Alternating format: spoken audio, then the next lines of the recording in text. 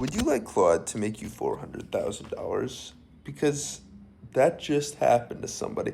And they're now promising to name their first child Dario.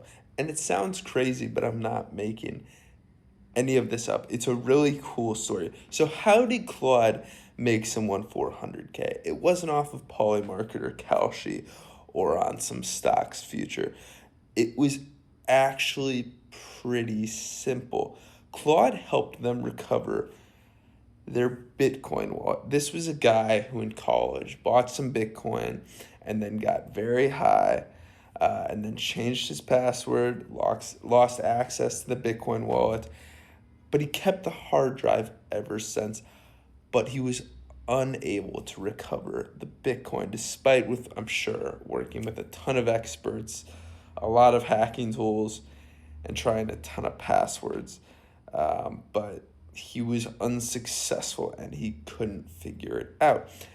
I read this online. He apparently tried more than 1 trillion password combinations. I'm not sure if that's true, but that's what I read. And the funny thing about all of this is that Claude was able to do what all the rest of the methods he tried failed. And it's not because Claude just guessed his password, but because Claude actually dug into the file structure of the hard drive and found an old version of the data file. And then Claude worked with him to recover the password from memory.